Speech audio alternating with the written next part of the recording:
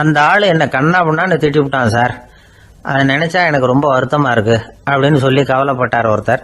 இதுல கவலைப்படுறதுக்கு என்ன இருக்குது அப்படின்னார் ஒரு பெரியவர். அவர் ஒரு மகான். என்ன சார் இப்படி சொல்றீங்க, ஒருத்தர் நம்ம பார்த்து திட்டுனா வருத்தமா இருக்காதா அப்படின்னார். அது எப்படி வருத்தமா இருக்கும், திட்டுறதுங்கிறது என்ன, அது வெறும் சத்தம் தானே அப்படின்னார் அந்த பெரியவர். நம்ம ஆளுக்கு தலையை பிச்சுக்கலாம் போல இருந்தது. இருக்காது அப்படின்னா நமக்கு அப்படித்தானே தோணுது. அந்த பெரியவர் சொல்றது ரொம்ப பெரிய விஷயம்.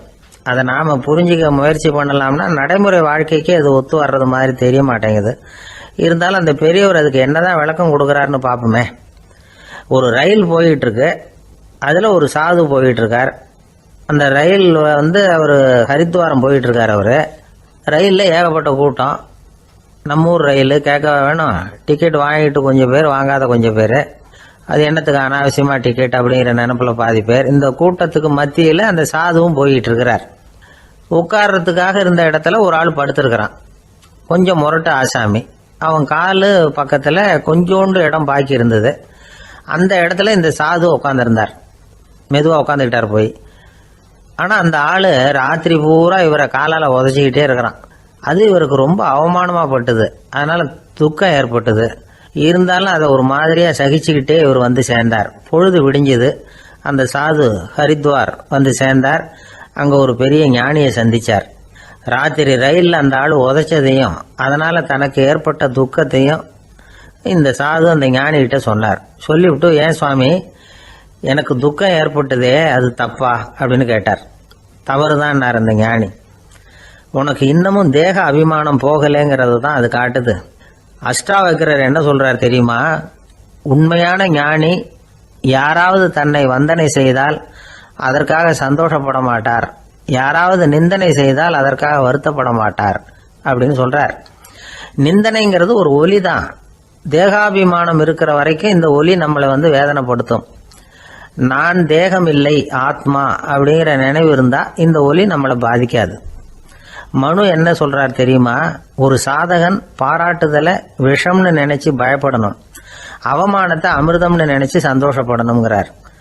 அவமானப்பட்டா கவலைப்படாம எப்படி இருக்க முடியும் அப்படின்னு தான் நமக்கு தோணும். அதனாலதான் நம்மள யாரும் இதுக்கு உதாரணமா யாரையும் காட்ட முடியல. புத்தரையும் கபீரையும் உதாரணமா காட்டுறாங்க. அவங்களுக்கெல்லாம் அவமானம் ஏற்பட்டப்போ கவலையே படலையாம். புத்தரை அவமானப்படுத்தணுங்கிறதுக்காக கௌசாம்பி ராணி ஒரு இளம் பெண்ணை கொலை பண்ணி சடலத்தை புத்தர் குடிசைக்கு முன்னாடி போட சொன்னார். போட்டாங்க. புத்தர் தான் அந்த பொண்ணை கெடுத்து கொலை பண்ணி விட்டாருன்னு எல்லாரும் நினைச்சாங்க. ஆனா புத்தர் இதை பத்தி கவலையே படல. அப்புறமா உண்மை தெரிஞ்சதும் புத்தர் புகழ் இன்னும் அதிகமாயிட்டது. ஒரு பெரிய சபையில ஒரு மோசமான பொண்ணு நுழைஞ்சு தனக்கும் கபீருக்கும் சம்பந்தம் உண்டுன்னு சொன்னா கபீர் கவலைப்படல. அவங்க மாதிரியெல்லாம் நாமளும் இருக்க கத்துக்கணும். நிந்தனை, அபகீர்த்தி, அவமானம் எல்லாம் ஆண்டவன் கொடுக்கிற பிரசாதம்னு நினைக்கணும் அப்படின்னு சொல்றார் அந்த ஞானி. இதை கேட்ட இந்த காலத்து ஆசாமி ஒருத்தர், நான் கூட அப்படிதான் சார், யாராவது அவமானப்படுத்தினா கவலைப்பட மாட்டேன். நேத்து கூட ஒருத்தர் என்ன பலார்னு அரைஞ்சுட்டார், நான் கொஞ்சம் கூட கவலைப்படல, பேசாம வந்துட்டேன்னார். ஏன் அப்படி வந்துட்டீங்க அப்படின்னு. அவர் அரைஞ்சதுலேயும் ஒரு அர்த்தம் இருந்தது, அதனாலதான் அப்படி வந்துட்டேன்னார். ஏன் அரைஞ்சாருன்னு கேட்டேன். 10 வருஷத்துக்கு முன்னாடி 15 ரூபா அவர்கிட்ட கடன் வாங்கினேன், அதை கேட்டு கேட்டு பார்த்துட்டு கடைசியா தான் அரைஞ்சார் அப்படின்னார். ஆண்டவனுடைய பிரசாதம் இவருக்கு அடிக்கடி கிடைக்கும் போல இருக்கு.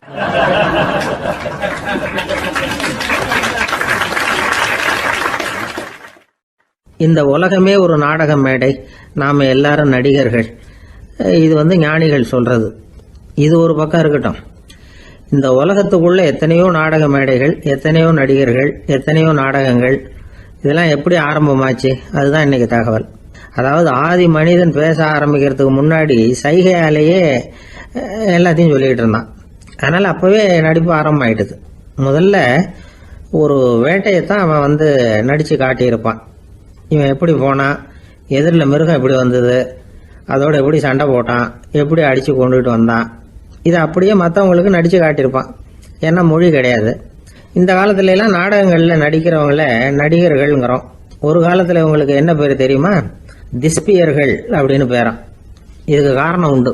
அதாவது 2000 வருஷத்துக்கு முன்னாடி கிரீஸ் நாட்டுல திசிவியஸ் அப்படின்னு ஒரு ஆள் இருந்தான். அவன் ஒரு பெரிய நாடக கலைஞன்.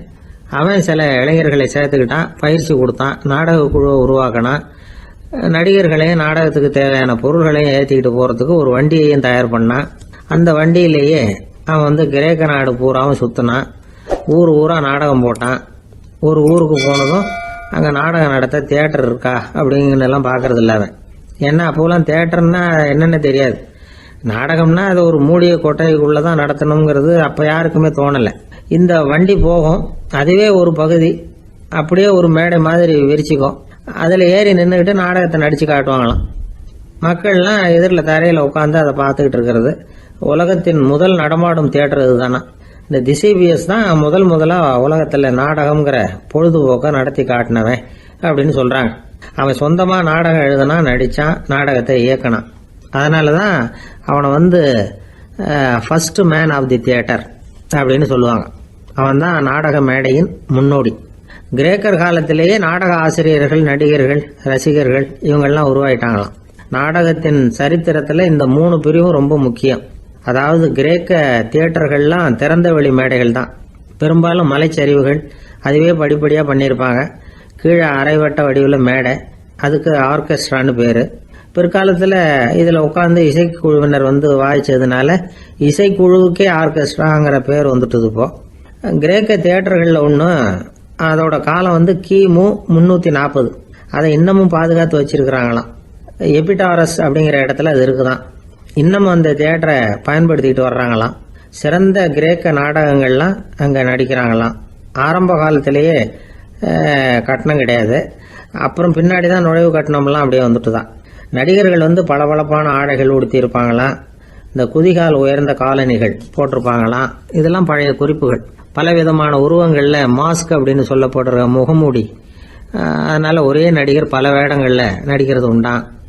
ஆரம்பத்தில் பெண் நடிகர்கள் கிடையாது, எல்லாம் ஆண் நடிகர்கள் தான். ரோமானியர்கள் தான் முதல் நிரந்தர நாடக மேடையை கட்டினவங்க. அதுதான் முதல் தியேட்டர். கிமு 1048 காலகட்டத்தில் பாம்பிங்கிற நகரத்தில் அதை கட்டியிருக்கிறாங்களாம். கிரேக்க ரோமானிய தியேட்டர்களின் அடிப்படையிலேயே இந்த இத்தாலிய வடிவ அமைப்பாளர்கள் இந்த குதிரை லாட வடிவில் ஒரு ஆடிட்டோரியத்தை உருவாக்கினாங்களாம். இப்படி அதை பற்றி நிறைய தகவல் இருக்குது. 1576 லண்டனில் இந்த வின்ஸ்பர்ரி, அப்புறம் இந்த பில்ட்ஸில், அப்புறம் ஜேம்ஸ் இப்படிங்கிற ஒரு முயற்சியால் தான் இங்கிலாந்தில் முதல் தியேட்டர் உருவாச்சான். அப்படி ஒருத்தர் இருந்தாராம். உலக நாடக மேடையின் வரலாறு இதுதான். அதாவது இப்பெல்லாம் அறிவியல் வளர்ச்சி அதிகமாயிட்டுது. திரைப்படம், தொலைக்காட்சி எல்லாம் வந்தாச்சு. ஒவ்வொரு வீடுமே ஒரு குட்டி தியேட்டர் மாதிரி ஆயிட்டுது. தொலைக்காட்சி முன்னாடி உட்காந்து எழுந்திருக்கவே மனசு வர்றதில்லை. ஒரு அம்மா ஒரு மனோதத்துவ டாக்டரை தேடிட்டு வந்தாங்களாம் இந்த காலத்தில். டாக்டர், எங்கள் வீட்டுக்காரர் எப்போ பார்த்தாலும் டிவி முன்னாடி உட்காந்துக்கிட்டு அதையே வெறிச்சு பார்த்துக்கிட்டு இருக்கிறார், உத்து பார்த்துக்கிட்டு இருக்கார், எனக்கு சந்தேகமாக இருக்குன்னாங்களாம். இது மனக்கோளாறு இல்லைங்க, ஆர்வக்கோளாறு, அவ்வளவுதான், இதுக்காக பயப்படாதீங்கன்னாராம் டாக்டர். அப்படி இல்லை டாக்டர், டிவி ஓடும் பொழுது நாம எல்லாம் அதை பார்க்குறோம் சரி, ஆனால் அவர் அப்படி இல்லை, டிவியை நிறுத்தினதுக்கு அப்புறமும் அதையே உத்து பார்த்துட்டு உட்காந்துருக்கிறார், அதனால தான் சந்தேகப்பட்டு உங்ககிட்ட வந்தேன் அப்படின்னாங்களாம்.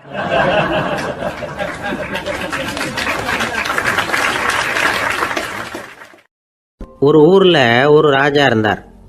பெரிய அரண்மனையில் தான் இருக்கிறார். எல்லா வசதியும் இருந்தது. இருந்தாலும் அவர் எல்லாரும் சொல்கிறது எப்படி தெரியுமா, பிச்சைக்கார ராஜா. அப்படி ஒரு பேர் அவருக்கு நிலைச்சி போச்சு. ஜனங்களும் சரி, மற்ற தேசங்களில் உள்ளவங்களும் சரி, அவர் அந்த பேர் சொல்லியே குறிப்பிடுறது வழக்கமாக போட்டுது. இது அவருக்கு ரொம்ப கவலையாக போச்சு. என்ன இது, நம்மளை தேடி வர்றவங்களுக்கெல்லாம் நாம் சோறு போடுறோம், நம்ம புகழ்ந்து பாடல் ஏற்றி கொண்டு வர்ற புலவர்களுக்கெல்லாம் அவங்க எப்படி வந்தாலும் ஒருவேளை சோறு போடணுங்கிறது உத்தரவு. இவ்வளவுலாம் செஞ்சும் நம்மளை போய் பிச்சைக்கார ராஜான்னு எல்லாரும் சொல்கிறாங்களே, அது ஏன், எதுக்காக அப்படி சொல்கிறாங்க? இதுதான் ராஜாவுக்கு குழப்பம். சரி, இதை பற்றி நம்ம அமைச்சர்கள்கிட்ட கேட்கலாமா அப்படின்னு யோசனை பண்ணார். இந்த விஷயத்தை போய் அவங்ககிட்ட எப்படி கேட்கறதுன்னு அவருக்கு தயக்கமாக இருந்தது. கௌரவ குறைச்சலாக தெரிஞ்சுது அவருக்கு. சரி, சாதாரண குடிமக்கள்கிட்ட இதை பற்றி கேட்கலாமா அப்படின்னு யோசனை பண்ணார். கேட்கலாம், ஆனால் அவங்க யாரும் ராஜா முன்னாடி வந்து நின்று தைரியமாக பேசக்கூடிய அளவுக்கு இல்லை. ராஜாவோட குழப்பம் நாளுக்கு நாள் அதிகமாக போச்சு. கடைசியாக அவர் ஒரு முடிவுக்கு வந்தார். அதாவது இதை பற்றி ஒரு பிச்சைக்காரங்கிட்டே கேட்டு பார்த்துட்டா என்ன, இதுதான் அவர் பண்ண முடிவு. உடனே மாறு வேஷம் போட்டுக்கிட்டு நகர்வலம் போனார். ஒரு பிச்சைக்காரனை கண்டுபிடிச்சார். இதை பாருப்பா, நம்ம ராஜாவை எல்லாரும் பிச்சைக்கார ராஜான்னே சொல்கிறாங்களே, அதுக்கு என்ன காரணமாக இருக்கும் அப்படின்னு கேட்டார். அதுக்கு அவன் சொல்கிறான், இதுக்கான பதிலை இன்னும் ஒரு 30 நாளில் சொல்கிறேன் அப்படின்னா. உடனே இவருக்கு சந்தோஷம். உண்மையை அவங்ககிட்ட சொன்னார். நான் வேற யாரும் இல்லை, நான் தான் இந்த நாட்டு ராஜா. இப்போ நீ என் கூடவே வந்துடு, அரண்மனையிலேயே தங்கிக்கோ. 30 நாள் கழித்து எனக்கு பதில் சொல்லிவிட்டு அதுக்கப்புறமா நீ போகலாம் அப்படின்னு சொல்லி அழைச்சிட்டு வந்துட்டார். அரண்மனையில் ஒரு மூலையில் அவன் தங்கறதுக்கு இடம் கொடுத்தார். தினம் 2 வேளையும் இவனுக்கு சோறு போடுங்க அப்படின்னு உத்தரவு போட்டார். ராஜா கொடுத்த இடத்துல போய் உக்காந்துக்கிட்டான் அந்த பிச்சைக்காரன். தினமும் அந்த அரண்மனையில் நடக்கிறதையெல்லாம் கவனிச்சிட்டு வந்தான். வேளைக்கு சாப்பாடு வரும், சாப்பிட்டுக்கிட்டு இருக்கான். இப்படி 30 நாள் முடிஞ்சுது. ராஜா வந்தார். என்னோட கேள்விக்கு பதில் என்னன்னு கண்டுபிடிச்சிட்டியான்னார். கண்டுபிடிச்சிட்டேன்னா. என்ன எல்லாரும் பிச்சைக்கார ராஜான்னு சொல்றாங்களே, அது நியாயமா படுதா உனக்குன்னு கேட்டார். நியாயமா தான் படுது, சந்தேகம் இல்லாம நீங்க பிச்சைக்கார ராஜா தான். என்னதான் நீங்க வசதியோடவும் படைபலத்தோடவும் இருந்தா கூட நீங்க எங்க வர்க்கத்தை சேர்ந்த ஆசாமி தான் அப்படின்னு அடிச்சு சொல்லிவிட்டான் அந்த ஆள். என்னால் அப்படி சொல்றேன்னு கேட்டார் இவர். அரசே, ஒரு உண்மையை கண்டுபிடிச்சி சொல்றதா நான் உங்ககிட்ட சொன்னேன். நீங்க ராஜ பரம்பரைன்னா உடனே உங்க கழுத்துல கிடக்கிற முத்து மாலையை கழட்டி பரிசா கொடுத்துருப்பீங்க, பொண்ணையும் மணியையும் கொடுத்துருப்பீங்க. ஆனா நீங்க அப்படி செய்யல. என்ன ஒரு மூலையில உட்கார வச்சு 2 வேளை சோறு போட சொன்னீங்க. உங்களை தேடி யார் வந்தாலும், யார் பாராட்டி பேசினாலும் அல்லது பிரச்சனைகளை சொன்னாலும் நீங்க செய்யற ஒரே காரியம் சோறு போடுறது தான். பிச்சைக்காரனுக்கு சோறு மட்டும்தான் உலகம். உங்க விஷயத்திலையும் நீங்க அப்படித்தான் நினைக்கிறதாக தெரியுது. நல்லா கவனிங்க. எந்த ஒரு பிரச்சனைக்கும் சோறு தான் முடிவுன்னு நினைக்கிறீங்க பாருங்க. நீங்க சந்தேகம் இல்லாத எங்களை சேர்ந்த ஆளுதான் அப்படின்னு விட்டான் அந்த பிச்சைக்காரன். அதுக்கப்புறம் தான் அந்த ராஜா தன்னுடைய தவறுகளை எல்லாம் தேர்த்திக்கிட்டாராம். பசின்னு வர்றவங்களுக்கு சோறு தான் போடணும், அது தப்பு இல்லை. பாராட்ட வர்றவங்களுக்கெல்லாம் சோத்தையே போட்டு அனுப்புனா இப்படிதான் பேர் வரும். எனக்கு தெரிஞ்ச ஒருத்தர் தினமும் யாராவது ஒருத்தரை தன் வீட்டுக்கு அழைச்சிட்டு போவார், சாப்பாடு போட்டு அனுப்புவார். முன்னறிவிப்பு இல்லாம திடீர்னு ஒரு விருந்தாளியோட வீட்டில் போய் இவர் நிக்கிறது வழக்கம். அந்த அம்மாவும் இவருக்காக தயார் பண்ணி வச்சிருந்ததை இவர் அழைச்சிட்டு வந்திருக்கிற விருந்தாளிக்கு போட்டுருவாங்க. விருந்தாளி சாப்பிட்டுட்டு போனதுக்கு அப்புறம் இவர் மனைவி கிட்ட உனக்கு சிரமம் வேணாம் அப்படின்னு சொல்லிவிட்டு பக்கத்தில் உள்ள ஒரு ஹோட்டலுக்கு போய் காசு கொடுத்து சாப்பிட்டுட்டு வந்துருவார். பல நாள் இப்படி நடக்கும். ஒரு நாள் அவரை தனியா கூப்பிட்டுக்கிட்டு போய் ஏன் இப்படி பண்றீங்கன்னு கேட்டோம். அதுக்கு அவர் சொல்றாரு, எங்க வீட்டு சாப்பாட்டுல இருந்து தப்பிக்கிறதுக்கு எனக்கு வேற வழி எதுவும் தெரியல சார், அதனாலதான் இப்படி பண்ணிட்டு இருக்கிறேன் அப்படின்னார் ரொம்ப பரிதாபமா.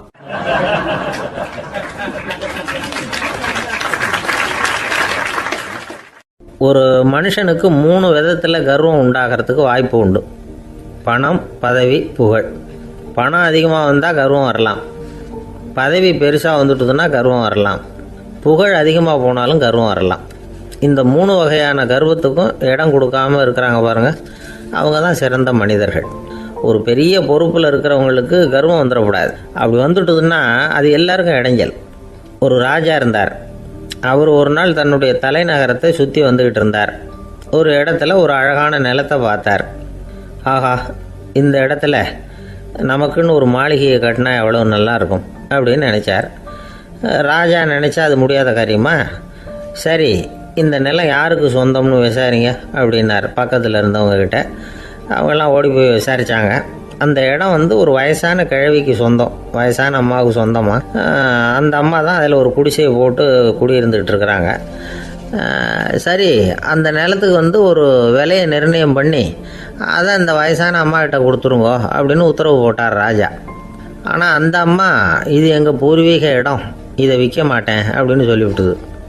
சரி, 2 பங்கு விலை கொடுக்குறோம்னு சொல்லி பாருங்க அப்படின்னாங்க. அப்படியே சொன்னாங்க அரண்மனை ஆட்கள். அதுக்கும் சம்மதிக்கலை அந்த அம்மா. இதை கேள்விப்பட்டதும் ராஜாவுக்கு கோபம் வந்துட்டுது.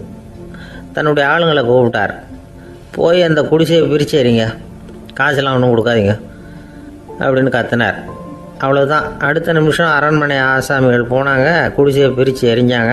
அந்த வயசான அம்மா இருக்கு, அதுவும் அந்த இடத்த விட்டு துரத்தி விட்டாங்க. அந்த இடத்துல ஒரு அரச மாளிகையை கட்டி முடிச்சிட்டாங்க. அந்த வயசான அம்மா பாவம், ராஜாவே இப்படி பண்ணால் யாருக்கிட்ட போய் முறையிட முடியும்? ஒரு ஞானி இருந்தார், அவர்கிட்ட போய் சொன்னாங்க. அவர் இவங்க சொன்னதை கேட்டு மனசில் வச்சுக்கிட்டார். ஒரு நாள் அந்த ராஜாவே இந்த ஞானியை கூப்பிட்டார். புதுசாக ஒரு மாளிகை கட்டியிருக்கிறேன், வந்து பாருங்கன்னு. சரின்னு சொல்லி இந்த பெரியவர் ஒரு நாள் இந்த மாளிகைக்கு போனார். சும்மா போகல, ஒரு கழுதையையும் ஓட்டிகிட்டு போனார். கொஞ்சம் சாக்குகள், வெத்து சாக்கு, அதையும் எடுத்து கழுதை முதுகில் போட்டு கழுதையை ஓட்டிகிட்டு போகிறார். ராஜா பார்த்தார். அவருக்கு இது ஆச்சரியமாக இருந்தது. என்ன இது மாளிகைக்கு வந்துட்டு போங்கன்னு கூப்பிட்டா கழுதை சாக்கு இதெல்லாம் கூப்பிட்டு வராரு, ஒன்றும் புரியலையேன்னு நினச்சார். எதுக்காக இதெல்லாம்னு கேட்டார். அரசருடைய தோட்டத்திலேருந்து கொஞ்சம் மண் எடுத்துகிட்டு போகிறதுக்கு ஆசைப்பட்றேன், அதுக்கு நீங்கள் அனுமதி கொடுக்கணும் அப்படின்னாரு இவர். இது என்ன வேடிக்கையான கோரிக்கையாக இருக்குது அப்படின்னு நினச்சார் ராஜா. இருந்தாலும் மண் தானே கேட்குறாரு, எடுத்துகிட்டு போகட்டுமே அப்படின்னு நினச்சார். சரின்னு அனுமதி கொடுத்தார். அந்த பெரியவர் தோட்டத்துக்கு போனார், மண்ணை வெட்டினார், சாக்கில் போட்டு நிரப்புனார். ராஜாவை கொஞ்சம் கிட்ட வாங்கன்னு கூப்பிட்டார். இந்த மண் மூட்டையை தூக்கி கழுதையோட முதுகில் வைக்கணும், கொஞ்சம் உதவி பண்ணுங்கன்னார். பண்ணுறேனே அப்படின்னு சொல்லி ராஜா கிட்ட போனார். மூட்டையை தூக்கி பார்க்குறாரு, முடியல, திணறி போயிட்டார். இப்போ அந்த ஞானி பேசினாராம். அரசே, இந்த ஒரு சாக்கு மண்ணையே உங்களால் தூக்க முடியல, அந்த கிழவிகிட்ட இருந்து அந்த அக்கிரமமாக அபகரித்த இந்த தோட்டம் பூராவையும் சுமக்கணும்னு ஆசைப்படுறீங்களே, அது உங்களால் முடியுமா அப்படின்னு கேட்டாராம். ராஜா யோசனை பண்ண ஆரம்பித்தார். தன்னுடைய செயலுக்காக வருத்தப்பட்டாராம். அந்த வயசான அம்மாவை உடனடியாக வரவழைச்சார். தாயே, தப்பு பண்ணிட்டேன், என்னை மன்னிச்சுக்குங்க, இன்னையிலேருந்து இந்த மாளிகையும் தோட்டமும் உங்களுக்கு தான் சொந்தம் அப்படின்னு சொல்லிவிட்டாராம். போகிறப்ப இந்த உலகத்திலேருந்து எண்ணத்தை எடுத்துகிட்டு போக போகிறோம், அதனால் ரொம்பவும் அலட்டிக்க வேண்டியதில்லை, கர்வப்பட வேண்டியதில்லை அப்படிங்கிறது ஒரு பெரிய உபதேசம். ஒரு பெரிய மனுஷன் சாக கிடந்தார், ரொம்பவும் அழுதார். ஏன் அழறீங்க அப்படின்னு கேட்டாங்க சுற்றி இருந்தவங்க. நான் சாகிறதுக்காக கவலைப்படலை, நான் நம்ம ஜனங்களுக்காக எவ்வளவோ காரியம்லாம் செஞ்சுக்கிட்டு வந்தேன். நான் செஞ்சுக்கிட்டு வந்த சேவையை இனிமேல் யார் செய்ய போகிறாங்க, அது யாரால் முடியும், அதை நினச்சி தான் அழறேன் அப்படின்னாராம். ஒருத்தர் முன்னாடி வந்தார். அதுக்காக நீங்கள் கவலைப்படாதீங்க, உங்கள் சேவையை தொடர்ந்து செய்கிறதுக்கு என்ன மாதிரி இளைஞர் பட்டாலும் தயாராக இருக்குது, இருந்தாலும் எங்கள் கவலை என்னென்னா அப்படின்னு இழுத்தார். என்ன சொல்லுங்கன்னு கேட்டார் அவர். நீங்கள் இது வரைக்கும் என்ன சேவை செஞ்சுக்கிட்டு வந்தீங்க, அதுதான் எங்களுக்கு இன்னமும் புரியாத புதிராக இருக்குது அப்படின்னாராம் அவர்.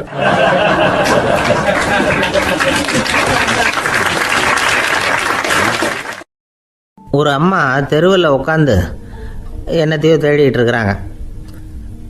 அந்த அம்மா ஒரு சூஃபி ஞானி. அவங்க பேர் என்னென்னா ரபியா அல் அடாவியா. அந்த அம்மாவுக்கு கண் கூட தெளிவாக தெரியாது. அந்த பக்கமாக வந்த சில பேர் இவங்களுக்கு உதவி செய்கிறதுக்காக வந்தாங்க. என்ன தேடிட்டு இருக்கிறீங்க அப்படின்னு கேட்டாங்க. இதுக்கு அந்த அம்மா, அந்த கேள்வி அவ்வளோ முக்கியத்துவம் இல்லை, நான் தேடிட்டு இருக்கிறேன், உங்களால் முடிஞ்சால் எனக்கு உதவி பண்ணலாம் அப்படின்னாங்களாம். உதவி செய்ய வந்தவங்களுக்கு ஆச்சரியம். எதை தேடுறோங்கிறது தெரியாமல் இப்படி ஏன் நேரத்தை செலவழிக்கிறீங்க, நாங்கள் எப்படி உங்களுக்கு உதவ முடியும், எங்களுக்கு ஒன்றும் புரியலையே அப்படின்ட்டுருக்காங்க. சரி, உங்களை திருப்தி பண்ணுறதுக்காக சொல்கிறேன், ஒரு குண்டூசி தொலைஞ்சி போச்சு, அதை தேடுறேன் அப்படின்னாங்களாம் அந்த அம்மா. அதுக்கப்புறம் இவங்களும் சேர்ந்து தேட ஆரம்பிச்சிட்டாங்க. கொஞ்ச நேரம் ஆச்சு, ஒன்றும் கிடைக்கல. உதவி செய்ய வந்தவங்களும் அழுத்து போட்டாங்க. அப்புறம் கேட்டாங்க, பாருங்கம்மா, இது ரொம்பவும் பெரிய தெரு, அகலமான தெரு, அதனால் குறிப்பாக நீங்கள் எந்த இடத்துல அந்த குண்டூசியை தொலைச்சிங்க அதை சொல்ல முடியுமான்னாங்களாம். இதுக்கு அந்த அம்மா, நீங்கள் மறுபடியும் அர்த்தமில்லாத கேள்வியை கேட்குறீங்க, உங்கள் கேள்விக்கும் நான் தேடுறதுக்கும் என்ன சம்மந்தம்னாங்களாம். இதை கேட்டதும் அவங்க ஒரு மாதிரி ஆயிட்டாங்க. என்னம்மா நீங்கள் பைத்தியம் மாதிரி பேசுகிறீங்க அப்படின்னாங்களாம். சரி, உங்களை மறுபடியும் திருப்திப்படுத்துறதுக்காக சொல்கிறேன், அதை நான் எங்கள் வீட்டில் தொலைச்சுட்டேன் அப்படின்னாங்களாம். அப்புறம் எதுக்காக இங்கே வந்து தேடிட்டு இருக்கிறீங்க அப்படின்னு கேட்டிருக்காங்க. ஏன்னா இங்கே தான் வெளிச்சம் அதிகமாக இருக்குது, அங்கே வீட்டுக்குள்ளே இருட்டாக இருக்குது, அதனால் இங்கே வந்து தேடுறேன், வெளிச்சம் உள்ள இடத்துல தானே தேட முடியும் அப்படின்னாங்களாம் அந்த ஞானி. இந்த கதைக்கு என்ன அர்த்தங்கிறத பெரியவங்க சொல்கிறாங்க. அதாவது இந்த தேடுதல்ங்கிறது ஒரு வியாதி. அது நம்ம சதா அலைய வைக்கும், பைத்தியமாக மாற்றுறதுக்கு முயற்சி பண்ணோம்.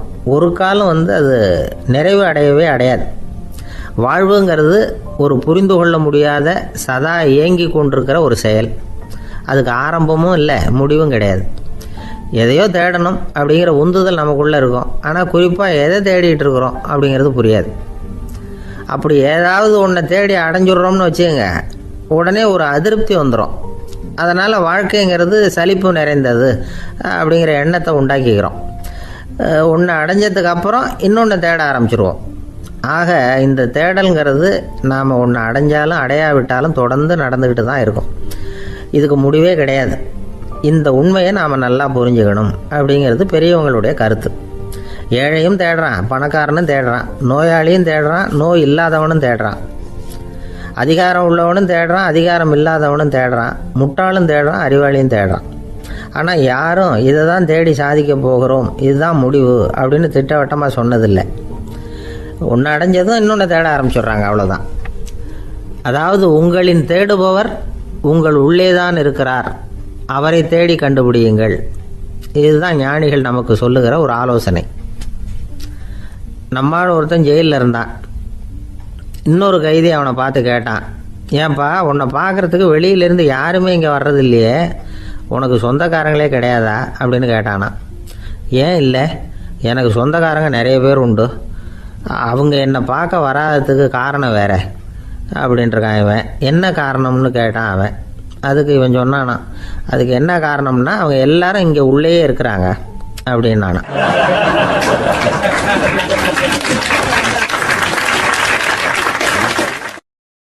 ஒரு நாள் ராமர் அரசவையில் உட்கார்ந்துருக்கிறார்.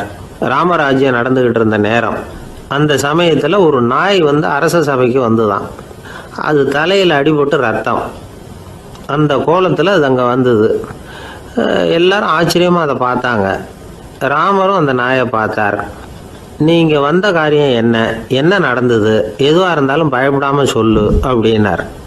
உடனே அந்த நாய் மெதுவாக சொல்ல ஆரம்பிச்சுதான். ஐயா, நான் தெருவில் போய்கிட்டு இருந்தேன். வழியில் ஒருத்தர் வந்தார். அவர் வேத சாஸ்திரம்லாம் படித்த பெரியவர். அவர் எந்த காரணமும் இல்லாமல் அவர் கையில் வச்சுருந்த குச்சியால் என் தலையில் அடிச்சுட்டார். அதுதான் தலையில் ரத்தம். இதை நீங்கள் விசாரித்து தகுந்த தீர்ப்பு வழங்கணும் அப்படின்னு தான் அந்த நாய். ராமர் பார்த்தார். உடனே தன்னுடைய காவலர்களை அனுப்புனார். அந்த ஆளை எங்கே இருந்தாலும் போய் கொண்டுகிட்டு வாங்க அப்படின்னு விட்டார். காவலர்கள் போனாங்க. அந்த ஆளை பிடிச்சி கொண்டு வந்துட்டாங்க. அரண்மனைக்கு வா அப்படின்னு சொல்லி கூப்பிட்டுட்டு வந்துட்டாங்க. என்ன நடந்ததுன்னு விசாரித்தார் ராமர். அதுக்கு அந்த ஆள் சொன்னார், நான் வீதி வழியாக வந்துக்கிட்டு இருந்தேன். குறுக்க இந்த நாய் வந்தது. நான் அவசரமாக போய்கிட்டு இருந்தேன். இது எனக்கு வழி விடாமல் குறுக்க பூந்து இடைஞ்சல் பண்ணிச்சு. எனக்கு கோபம் வந்துட்டுது. அதனால் அடிச்சுட்டேன். வேத சாஸ்திரம் படித்த நான் என் வசம் இழந்து கோபப்பட்டது பெரிய தப்பு தான். அதை நான் ஒத்துக்கிறேன். குற்றத்தை ஒப்புக்கொள்கிறேன். எனக்கு என்ன தண்டனை கொடுக்கணுமோ அதை கொடுங்க, ஏற்றுக்கிறேன் அப்படின்னு விட்டார். சரி, இப்போ அந்த ஆளுக்கு தண்டனை கொடுக்கணும். என்ன தண்டனை கொடுக்கறது யோசனை பண்ணார் ராமர். அதையும் அந்த நாய்கிட்டே கேட்டார். நீயே சொல்லு, என்ன தண்டனை கொடுக்கலாம் இவருக்கு அப்படின்னார். இதுக்கு அந்த நாய் என்ன சொல்லிச்சு தெரியுமா? இவரை ஏதாவது ஒரு கோயிலுக்கு தர்மகர்த்தாவாக நியமனம் பண்ணி விடுங்க, அதுதான் இவருக்கு சரியான தண்டனை அப்படின்னுது. இதை கேட்டதும் ராமர் முகத்தில் புன்னகை. ஆனால் அங்கே இருந்த மற்றவங்களுக்கெல்லாம் ஆச்சரியம். அது எப்படி, தப்பு செஞ்சவங்களுக்கு தண்டனை கொடுக்கறது தானே நியாயம், அதை விட்டுவிட்டு தர்மகர்த்தா பதவியை கொடுக்க சொல்லுது இந்த நாய் அப்படிங்கிற ஆச்சரியம். இந்த சந்தேகத்தை அந்த நாய்கிட்டே கேட்டாங்க அங்கே இருந்தவங்க. இதுக்கு அந்த நாய் பதில் சொல்லிச்சான். நான் போன பிறவியில் ஒரு கோயிலுக்கு தர்மகர்த்தாவாக இருந்தேன். எவ்வளவோ கவனமாக எச்சரிக்கையாக தான் என்னுடைய கடமைகளை எல்லாம் செஞ்சுக்கிட்டு வந்தேன். அப்படி இருந்தாலும் சில சமயங்களில் என்னையும் மீறி கோயில் செல்வத்தை நான் அனுபவிக்கிறதுக்கு காரணமாயிட்டேன். ஒரு கோவிலுக்கு தர்மகர்த்தாவாக இருக்கிறவங்க எப்படியும் இந்த பாவத்திலேருந்து தப்பிக்கிறது கஷ்டம். அதனால தான் நான் இந்த பிறவியில் நாயாக பிறந்து இப்படி கஷ்டப்படுறேன். இதே நிலைமை இந்த ஆளுக்கும் ஏற்படணும் அப்படிங்கிறதுக்காக தான் அவரையும் ஒரு கோயிலுக்கு தர்மகர்த்தாவை நியமிக்கும்படி கேட்டுக்கிட்டேன் அப்படின்னு தான் இந்த நாய். இதிலேருந்து என்ன தெரியுது?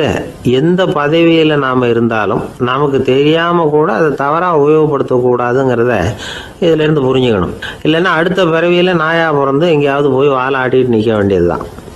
கோவில் வாசலில் 2 நாய் பேசிக்கிட்டு இருந்துதான். போன ஜென்மத்தில் நான் மனுஷனாக தான் இருந்தேன். ஒரு கோவில் பூசாரி பேச்சை கேட்டுவிட்டு அவரோட கூட்டு சேர்ந்துக்கிட்டு ஆண்டவன் போட்டிருந்த நகையெல்லாம் அபகரித்து என்கிட்ட கொடுத்தாரு அவர். நான் எடுத்துகிட்டு வந்துட்டேன். திருடினது அந்த ஆள் தான், எடுத்துக்கிட்டு வந்தது தான் நான். இருந்தாலும் நான் மட்டும் நாயாக பிறந்துட்டேன். இப்போ மட்டும் அந்த பூசாரி என்கிட்ட மாட்டினா கடித்து குதறி விடுவேன் அப்படின்னு தான். அவசரப்பட்டு அப்படி செஞ்சுடாதே. பதிலுக்கு அவரும் உன்னை திருப்பி கடித்தாலும் கடிச்சிருவார். ஏன்னா அவரும் இப்போ ஒரு நாயாக தான் பிறந்திருக்கிறார் அப்படின்னு தான் இன்னொன்று. அது எப்படி உனக்கு தெரியும்னு தான் இது. நான் தானே அது அப்படின்னு தான் அந்த நாய்.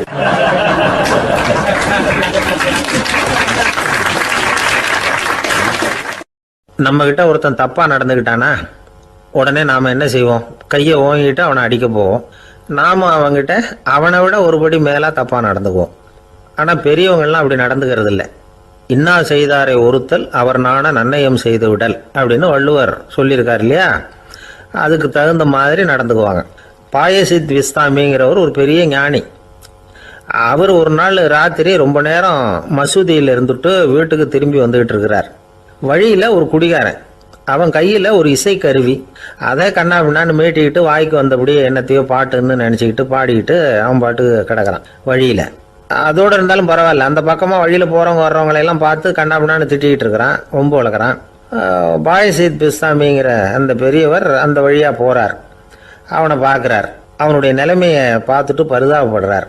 ஏன்பா இது மாதிரிலாம் நடந்துக்கிற, இப்படி நடக்கலாமா அப்படின்னு ஏதோ கொஞ்சம் புத்திமதி சொல்கிறதுக்கு ஆரம்பித்தார். அவனுக்கு கோபம் வந்துட்டுது. கையில் வச்சிருந்த வாத்திய கருவி அதால் ஓங்கி அந்த பெரியவர் தலையில் ஒரு அடி கொடுத்தான். ரத்த காயம் ஏற்பட்டு போச்சு. அவன் கையில் இருந்த இசைக்கருவியும் அடித்த வேகத்தில் ரெண்டாக உடஞ்சி போச்சு. அவ்வளோ வேகமாக அடிச்சிருக்கான். இவ்வளவு தூரத்துக்கு நடந்து போச்சுல்ல. அந்த மாபெரும் ஞானி வாயை திறந்து ஒரு வார்த்தை கூட பேசலை. பேசாமல் தலையை பிடிச்சிக்கிட்டு அவர் பாட்டுக்கு போயிட்டார். மறுநாள் அந்த பெரியவர் என்ன பண்ணார் தெரியுமா? கொஞ்சம் இனிப்பு பண்டங்கள், கொஞ்சம் பணம், இது ரெண்டையும் ஒரு ஆள் மூலமாக அனுப்பி வச்சார் அந்த குடிகாரனுக்கு. அவனுக்கு ஒன்றும் புரியல. என்ன விவரம்னு விசாரித்தான். வந்த ஆள் ஒரு கடுதாசியை நீட்டினான். அதில் விவரம் இருந்தது. ஞானி எழுதியிருக்கிறார், இதை பாருப்பா, உங்களுடைய இசைக்கருவி உடையறதுக்கு என்னுடைய தலை காரணமாக ஆயிட்டுது. அதுக்காக நான் ரொம்ப வருத்தப்படுறேன். அதுக்காக தான் பணம் அனுப்பி வச்சுருக்கேன். வேறு புதுசாக ஒரு இசைக்கருவி வாங்கிக்கோ. அப்புறம் இன்னொரு விஷயம், நேற்றுக்கு ராத்திரி என்கிட்ட ஏகப்பட்ட கசப்பான வார்த்தைகளை பேசினேன். இதோடு அனுப்பியிருக்கிற இனிப்பு பண்டங்களை சாப்பிட்டு உன்னுடைய நாவில் உள்ள கசப்பை மாற்றிக்கோ அப்படின்னு அதில் எழுதப்பட்டிருந்தது. இந்த சமயத்தில் அவன் குடி மயக்கத்தில் இல்லை, தெளிஞ்சு போயிருந்த நேரம் அது. அதனால் அதை படித்த உடனே அவனுக்கு ரொம்ப வெக்கமாக போச்சு. தலை குனிஞ்சான், யோசனை பண்ணான். கொஞ்ச நேரத்தில் தன்னுடைய நண்பர்கள் சில பேரையும் கூப்பிட்டுக்கிட்டு நேராக அந்த ஞானி இருக்கிற இடத்துக்கு ஓடினான். அவர் காலில் விழுந்தான். அவர்கிட்ட மன்னிப்பு கேட்டுக்கிட்டான். பெரியவங்களே தெரியாமல் நான் இந்த பாவ செயலை பண்ணிவிட்டேன், என்னை மன்னிச்சுங்க. உங்களுடைய பொறுமையும் போதனையும் என்னுடைய கண்ணை திறந்துட்டுது. இனிமேல் நானும் என்னுடைய நண்பர்களும் நல்ல வழியில் திருந்தி வாழ போகிறோம் அப்படின்னா. ஞானி செய்த நன்னயம் குடிகாரனை எப்படி திருத்திருக்கு பார்த்தீங்களா? இந்த கதையை கேட்டுவிட்டு ஒருத்தர் சொன்னார், என் வாழ்க்கையில் கூட அப்படி ஒரு சம்பவம் நடந்தது சார். நானும் ஒரு நாள் ராத்திரி ஓவராக குடிச்சிட்டு ஒரு கிட்டாரை வாசிச்சுக்கிட்டு கண்ணாபின்னான்னு உளறிக்கிட்டு திட்டிக்கிட்டு இருந்தேன். அந்த சமயம் அந்த வழியாக ஒருத்தர் வந்தார். ஓங்கி தலையில் ஒரே ஒரு அடி, ரத்தம் வந்துட்டுது. அதுக்கப்புறம் என் மனசு தெரிந்துவிட்டுது சார் அப்படின்னார். அப்படியா என்ன ஆச்சரியமா? ஆமாம் சார், அடி விழுந்தது அவர் தலையில் இல்லை, என் தலையில். வந்தவர் என்ன அப்படி அடிச்சுட்டார். மயக்கம் தெளிஞ்சதுக்கு அப்புறம்தான் எனக்கு விவரம் புரிஞ்சுது. அவர் ஒரு போலீஸ்காரர் அப்படின்னார் ரொம்ப சோகமா.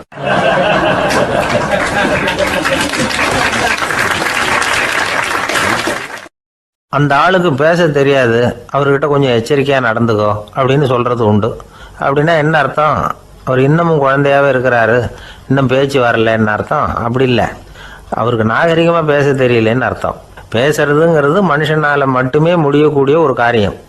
அப்படி இருந்தும் அதோட பெருமையை அவன் இன்னமும் சரியாக புரிஞ்சிக்கலன்னு தான் சொல்லணும். அதனால தான் அவன் அளவுக்கு அதிகமாக வார்த்தைகளை கொட்டி விடுறான். அதுக்கப்புறம் அதையெல்லாம் திருப்பி அள்ள முடியாமல் கிடந்து கஷ்டப்படுறான். கொட்டின வார்த்தையை அள்ள முடியுமா? ஒருத்தரை இன்னைக்கு பார்த்து முட்டாள்னு திட்டி விடுறீங்க, நாளைக்கு மறுபடியும் அவர்கிட்ட போய் நேற்றுக்கு உன்னை முட்டாள்னு சொல்லிவிட்டேன், அந்த வார்த்தையை திருப்பி கொடு, வாங்கிட்டு போயிடுறேன் அப்படின்னு நான் சொல்ல முடியும்? அவன் கோபக்காரனாக இருந்தால் நேற்றுக்கே அதை வேறு விதமாக உங்களுக்கு திருப்பி கொடுத்துருப்பான். உலகத்தில் எவ்வளவோ ஜீவராசிகள் இருக்குது, அதுக்கெல்லாம் வாய் இருக்குது. அந்த வாயெல்லாம் எதுக்கு உபயோகம்? சாப்பிட்றதுக்காக. ஆனால் நமக்கு இருக்கிற வாய் சாப்பிட்றதுக்காக மட்டும் இல்லை, பேசுறதுக்காகவும் தான். பேச முடியலன்னா வாய் இருந்தால் கூட அது வாயில்லா ஜீவன் தான். ஒரு பையனை பார்த்து அது வாய் உள்ள ஃபுல்லாக பொழைச்சிக்கும் அப்படின்னா மற்ற பையன்களுக்கெல்லாம் முகத்தில் வாயே இல்லைன்னு அர்த்தம். அப்படி இல்லை, அந்த பையன் கொஞ்சம் கெட்டிக்காரத்தனமாக பேசுவான்னு அர்த்தம். அதனால் எப்படி பேசணும் அப்படிங்கிறத நாம் முக்கியமாக தெரிஞ்சுக்கணும். இதுக்கு 8 விதமான குறிப்புகளை நம்ம பெரியவங்க சொல்லியிருக்கிறாங்க.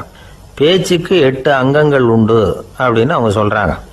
அதெல்லாம் என்னென்ன அப்படின்னா உண்மை, நன்மை, அன்பு, நிதானம், இனிமை, ஆழம், சமயமறிதல், சபையறிதல். இந்த 8 தன்மையும் பேச்சில் இருக்கணுமா.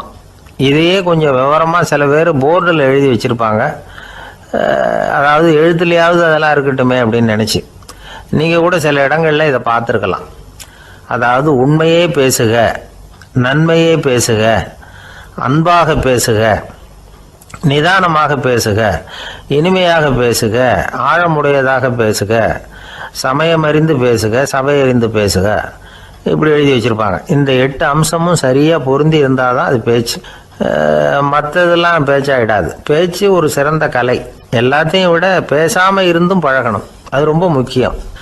உண்மையே பேசணும். சத்தியத்துக்கு மதிப்பு கொடுக்குறவங்கள தான் சரித்திரம் மதிக்கும். உண்மை பேசினா மட்டும் போதாது, அந்த உண்மையில் நன்மை கலந்துருக்கணும். கொலைகாரனுக்கு பயந்துக்கிட்டு ஒருத்தன் உங்கள் வீட்டுக்குள்ளே ஒளிஞ்சிருக்கிறான். அந்த முரட்டு ஆசாமி கையில் அறிவாளோடு வந்து அவன் இங்கே வந்தானான்னு உங்ககிட்ட கேட்குறான்னு வச்சுங்க. உண்மை தான் உயர்வு தரும் அப்படின்னு நினச்சிக்கிட்டு, ஆமாம் உள்ளே தான் இருக்கிறான், அடுப்பங்கரையில் குதிருக்கு பின்னாடி உட்காந்துருக்கிறான், போய் பிடிச்சிட்டு போங்க அப்படின்னு நான் சொல்லுவீங்க. அது நன்மை இல்லாத உண்மை. அதனால் பிரயோஜனம் கிடையாது. அதே மாதிரி உங்கள் பேச்சில் அன்பு இருக்கணும், நிதானம் இருக்கணும், இனிமை இருக்கணும், சிந்தித்து பேசணும், சமயம் அறிந்து பேசுகிறதும் முக்கியம். அதை பற்றி நமக்கு வேறு யாரும் சொல்லிக் கொடுக்க வேண்டியதில்லை. எந்த நேரத்தில் யாருக்கிட்ட எப்படி பேசினா காரியம் நடக்கும் அப்படிங்கிறது நமக்கு நல்லா தெரியும். அது கைவந்த கலை. அவையறிந்து பேசுகிற திறமை பேச்சாளர்களுக்கு ரொம்ப அவசியம். அது இல்லைன்னா நிலைமை பரிதாபமாயிடும். ஒரு பேச்சாளர் ரொம்ப மும்முரமாக பேசிக்கிட்டே இருந்தாராம். ரொம்ப நேரம் நிறுத்தவே இல்லை, பேசிக்கிட்டே இருக்கிறார். சபையில் இருந்தவங்கலாம் ஒவ்வொருத்தராக எழுந்திரிச்சு போய்கிட்டே இருக்கிறாங்க. கடைசியில் 2 பேர் தான் அக்கறையாக பேசுகிறவரை கவனிச்சிட்டு உட்காந்துருந்தாங்களாம். மேடையில் பேசிக்கிட்டு இருந்தவர் அவங்கள பார்த்து சொன்னாராம், எனக்கு கூட்டம் முக்கியம் இல்லை, எவ்வளவு பேர் என் பேச்சை கேட்குறாங்க அப்படிங்கிறது முக்கியம் இல்லை. நீங்கள் 2 பேராவது ஊக்கமாக என்னை கவனிச்சிக்கிட்டு உட்காந்துருக்குறீங்க, அது போதும். உங்களுக்காகவே நான் பேசிக்கிட்டு இருக்கிறேன் அப்படின்னார். இதை கேட்டதும் உட்காந்துருந்த 2 பேரில் ஒருத்தர் எழுந்திருச்சு, அப்படி இல்லைங்க, நாங்கள் 2 பேரும் நீங்கள் பேசி முடித்த உடனே தொடர்ந்து பேச வேண்டிய ஆளுங்க, அதுக்காக தான் காத்துக்கிட்டு இருக்கிறோம், சீக்கிரம் முடிங்க அப்படின்னாங்களாம்.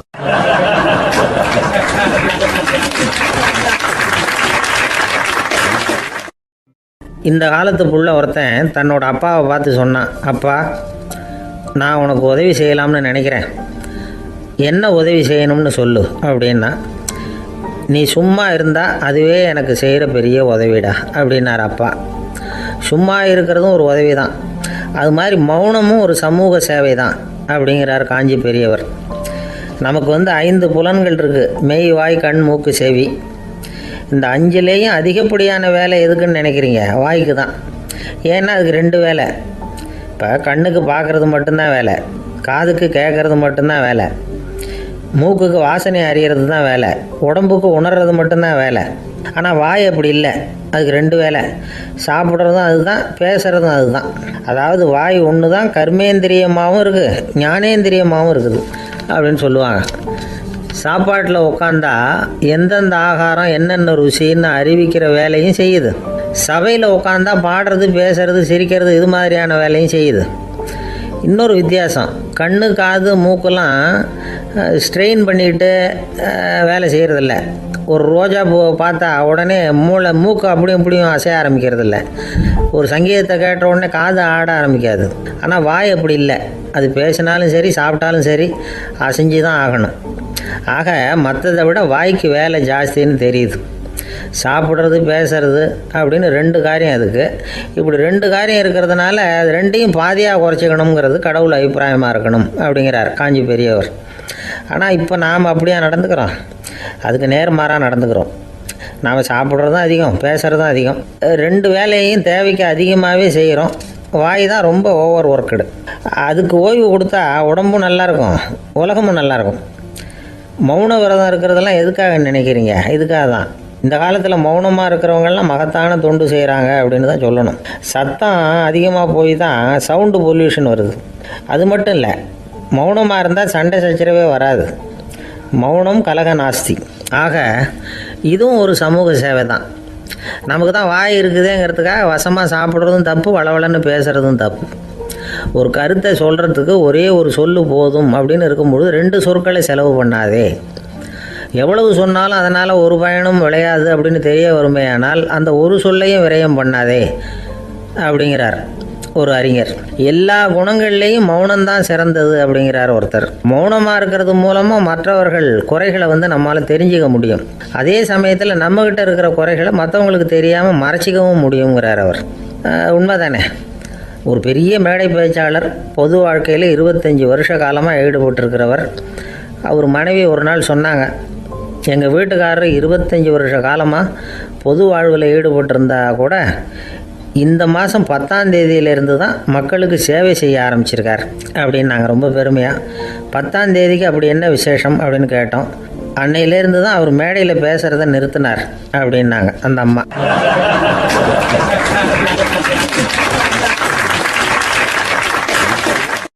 ஒரு ஆசாமி வேகமாக ஓடிக்கிட்டு இருந்தான். ஏன் இப்படி ஓடுறேன்னு கேட்டார் இன்னொருத்தர். அங்கே ஒரு ஆள் அடிபட்டு கிடக்கிறான், அதை பார்த்தேன், உடனே ஓடுறேன்னா. எங்கேன்னு கேட்டார். ஆஸ்பத்திரிக்குன்னா.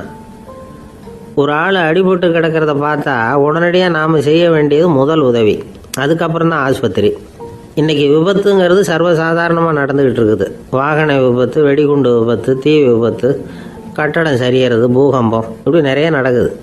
ஒரு விபத்தை பார்த்துட்டா நம்மளில் பல பேர் நமக்கு என்னத்துக்கு வம்புன்னு ஒதுங்கி போயிடுறதும் உண்டு. சில பேர் துணிஞ்சு கிட்ட போய் உதவி செய்கிறதும் உண்டு. அப்படி உதவி செய்ய நினைக்கிறவங்களுக்கு உபயோகப்படுற தகவல் இது. விபத்தில் காயமடைஞ்சவங்களை 3 பிரிவாக பிரிக்கலாமா. முதல் வகை கொஞ்சம் சீரியஸானது, உயிருக்கு உடனே ஆபத்து தரக்கூடியது. மூளை காயம், முகம், கழுத்து காயங்கள், இருதயம், நுரையீரல் காயங்கள், வயத்தில் உள்ளுறுப்பு காயங்கள், அதிகப்படியான இரத்தப்போக்கு, இதனால எல்லாம் பாதிக்கப்பட்டிருந்தால் அது முதல் வகை அப்படின்னு நாமளே மனசுக்குள்ளே முடிவு பண்ணிக்கணும். இவங்களுக்கெல்லாம் உடனடியாக முதல் உதவி கொடுக்கணும். தாமதப்படுத்தாமல் ஆஸ்பத்திரிக்கு கொண்டுகிட்டு போயிடணும். இப்படி கொஞ்சம் எச்சரிக்கையாக நடந்துக்கிட்டால் அவங்களில் பல பேரை காப்பாற்றி போடலாம். 2வது வகை எப்படின்னா, முதல் உதவி விரைவாக கிடைச்சா உயிர் பிழைக்கக்கூடிய மார்பு காயங்கள், கைகால் எலும்பு முறிவு, இடுப்பு முதுகெலும்பு காயம், சீரான இரத்த சேதம், இப்படிப்பட்டவங்களை 2வது வகையாக பிரிக்கணும். ஆபத்து இல்லாத சிராய்ப்புகள், சிறு காயங்கள், இரத்த உறைவுகள், இதனால் பாதிக்கப்படுறவங்க 3வது வகை. ஒருத்தர் தலையில் அடிபட்டு நினைவு விழுந்துட்டாருன்னு வச்சுங்க, அவருக்கு வாந்தி வர்றதுனால புறையேறி மூச்சு அடைப்பு உண்டாகும். இப்படி ஆகாமல் இருக்கிறதுக்காக தலையை ஒரு பக்கமாக சாய்ச்சி வைக்கலாம். நாடி துடிப்பையும் இதய துடிப்பையும் தொட்டு பார்க்கணும். அது குறைஞ்சிருந்தாலும் சரி, நின்று இருந்தாலும் சரி, அவர் மார்பை நிமிஷத்துக்கு 80 தடவை உள்ளங்கையால் அழுத்தி இதய துடிப்பை மீட்கிறதுக்கு உதவி பண்ணணும். கழுத்தில் காயம்பட்டாலும் ஆபத்து அதிகம். கழுத்துக்கு அடியில் ஒரு துண்டை மடித்து வைக்கலாம். 2 பக்கமும் சின்ன தலையணை அல்லது துணி மடிப்புகளை வச்சு கழுத்தை அதிகமாக அசையாமல் பார்த்துக்கலாம். முதுகெலும்பு முறிஞ்சிருக்குமோ அப்படிங்கிற சந்தேகம் இருந்ததுன்னா அவரை அதிகமாக அசைய விடக்கூடாது. அதிகமாக அசைஞ்சால் தண்டு இடத்துல பாதிப்பு ஏற்பட்டு கைகால் விளங்காமல் போயிடும். அவரை ஒரு கனமான போர்வை இல்லைன்னா பாயில் படுக்க வச்சு 4 பேர் மெதுவாக தூக்கி மருத்துவ உதவிக்கு அனுப்பி வைக்கலாம். கையெலும்பு முறிஞ்சிருந்தால் முறிஞ்ச பாகத்தை உடம்போடு சேர்த்து அசையாமல் கட்டி போடலாம். கால் எலும்பு முறிஞ்சிருந்தால் மற்ற காலோடு சேர்த்து கட்டி போடலாம். முறிஞ்ச பாகம் தொங்காமல் பார்த்துக்கணும், அப்போ தான் வீக்கம் உண்டாகாமல் இருக்கும். வெட்டு காயம், குண்டடிப்பட்ட காயம், இதிலெல்லாம் ரத்தப்போக்கு அதிகமாக இருக்கும்.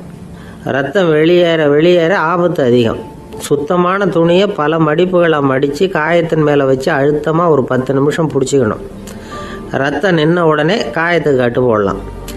சில சமயம் காயம்பட்ட பாகத்தை உயரமாக தூக்கி பிடிச்சிக்கிட்டா தான் ரத்த கசிவு நிற்கும். இந்த விவரங்களையெல்லாம் கொஞ்சம் மனசில் வாங்கி வச்சுக்கிட்டோம்னா சமயத்தில் உதவும். ஏன்னா இந்த காலத்தில் விபத்து எந்த ரூபத்தில் எப்போ வரும்னு யூகிக்கவே முடியல. நண்பர் ஒருத்தர் சொன்னார், நேற்றுக்கு பாருங்கள் சார், என் கண்ணு முன்னாடியே ஒரு சின்ன விபத்து நடந்ததுன்னார். என்னன்னு விசாரித்தோம். ஒரு பஸ்ஸில் வந்துக்கிட்டு இருந்தேன். அந்த பஸ்ஸில் பின்பக்கம் படி ஓரமாக நின்றுக்கிட்டு இருந்த ஒருத்தர் ரோட்டில் விழுந்துட்டார். டிரைவர் அதை கவனிக்கலை, நிறுத்தாமல் அவர் பாட்டுக்கு போகிறாருனார். கண்டக்டர் உடனே விசில் கொடுத்து பஸ்ஸை நிறுத்த வேண்டியது தானே அப்படின்னோம். அதுதான் சார் முடியாமல் போச்சுன்னார் அவர். ஏன்னு கேட்டாங்க. தவறி கீழே விழுந்ததே அந்த கண்டக்டர் தான் சார் அப்படிங்கிறார்.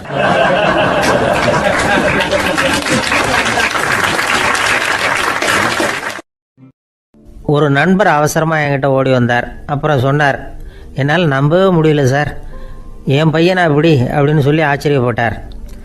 உங்கள் பையன் அப்படி என்ன தான் செஞ்சுட்டான் அப்படின்னு கேட்டேன். என்னால் முடியாத ஒரு காரியத்தை அவன் செஞ்சுட்டான் சார் அப்படின்னார். அது என்னன்னு தான் சொல்லுங்களேன். என்ன 5வது வகுப்பில் அவன் ஒரே தடவையில் தேறிட்டான் சார், அதாவது ஒரே அட்டம்ப்டில் பாஸ் ஆகிருக்கான் அப்படின்னார் மூச்சு வாங்க. கஷ்டப்பட்டு பரீட்சை எழுதுனது அவன், இவருக்கு ஏன் மூச்சு வாங்குது? நம்மால் செய்ய முடியாத ஒரு காரியத்தை இன்னொருத்தர் செய்யும் பொழுது அது நமக்கு ஆச்சரியமாக இருக்குது. சர்க்கஸ் பார்க்குறோம், ஒருத்தர் அந்த இடத்துல தொங்குறார், அது நமக்கு ஆச்சரியம். ஏன்னா அது நம்மால் முடியாத காரியம். நம்மால் முடியாத ஒன்றை அடுத்தவர் எளிதாக செய்யும் பொழுது நாம் மருள்வது இயற்கை. இதை தான் தொல்காப்பியம் மருட்கை அப்படின்னு சொல்லுது. இந்த வியப்பு இருக்குதே, இது 4 வகையில் ஏற்படுறதாக தொல்காப்பியம் சொல்லுது. அது என்ன 4 வகை? முதல் வகை எப்படின்னா புதுமையான அரிய செயல்களை செய்கிறது. 2வது வகை என்னென்னா பெரும் செயல்களை செய்கிறது. 3வது வகை என்னென்னா மிக நுட்பமான செயல்களை செய்கிறது. 4வது வகை என்னென்னா ஆக்கம் தரும் செயல்களை செய்கிறது. புதுமை, பெருமை, சிறுமை, ஆக்கமோடு மதினம் சாலா மருட்கை 4 அப்படிங்கிறது தொல்காப்பியம். இன்றைக்கி விஞ்ஞானம் புதுசு புதுசாக எதையோ கண்டுபிடிக்குது. ஆரம்பத்தில் அது ஆச்சரியமாக இருக்குது, அப்புறம் அது நமக்கு பழகி போடுது. வானொலி பெட்டி புதுசாக வந்தப்போ ஒரு பெட்டி பேசுதுங்கிறது எவ்வளோ பெரிய ஆச்சரியம். இப்போ யாரும் அதை ஆச்சரியமாக பார்க்குறதில்ல.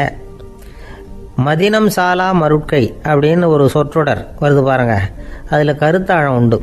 எதை பற்றியும் போதுமான அளவு புரிந்து கொள்ளாத போது ஒருத்தர் ஆச்சரியப்படுறார். புரிந்து கொண்ட பிறகு ஆச்சரியம் மறைஞ்சு போடுது. மிக நுட்பமான செயல்களும் நம்ம ஆச்சரியப்பட வைக்கும். ஒரு அரிசியில் ஒரு திருக்குறள் எழுதி காட்டுறாங்க, ஒரு முட்டை ஓட்டுக்குள்ளே ஓவியம் தீட்டி காட்டுறாங்க. கருங்கல் சிற்பங்களில் எவ்வளவு நுட்பமான வேலைப்பாடுகளை எல்லாம் பார்த்து ஆச்சரியப்படுறோம். இது மாதிரி ஆக்கப்பூர்வமான அரிய செயல்களை செய்கிறது கூட வியப்பை உண்டு பண்ணும். குப்பை கூலங்களை கூட வாழ்க்கைக்கு பயன்படுகிற பொருளாக மாற்றுகிறவர்கள் இருக்காங்க. அவர்களுடைய செயல் வியப்பு அளிக்குது. இடைக்காட்டு சித்தர் பாடின 30 நூலில் வர்ற ஒரு பாடல், ஆற்றல் பிறர் அறிதலின் அகம் கிளர்வு உறுதலின் கற்று அறி பாணர் கழுமிய கோடலின் தோற்றம் உருகவே போற்றல் சால் வியப்பே. ஒருத்தருடைய ஆற்றல் தெரியாமல் இருந்தது, அவருடைய அரிய செயலை பார்க்கும் பொழுது வியப்பாக இருந்தது, மனசுக்குள்ள கிளர்ச்சி. பாவலர்கள் இவர்களுடைய புகழை பாடி மற்றவர்களும் தெரிந்து கொள்ளுமாறு செய்கிறார்கள் அப்படிங்கிறது தான் ஒரு யதார்த்தமான உண்மை. ஆக எல்லா வகையிலும் மக்கள் தங்களுடைய வாழ்க்கையில் முன்னேறுவதற்கான வழிகாட்டுகிற ஒரு மெய்ப்பாடு தான் வியப்புங்கிறது. இந்த காலத்தில் நம்ம எப்படியெல்லாம் ஆச்சரியப்பட வைக்கிறாங்க. ஒரு ஆளை பிடிச்சி ஜெயிலில் கொண்டு வந்தாங்க. ஜெயில் அதிகாரி அவனை ரொம்ப ஆச்சரியமாக பார்த்தாரான்.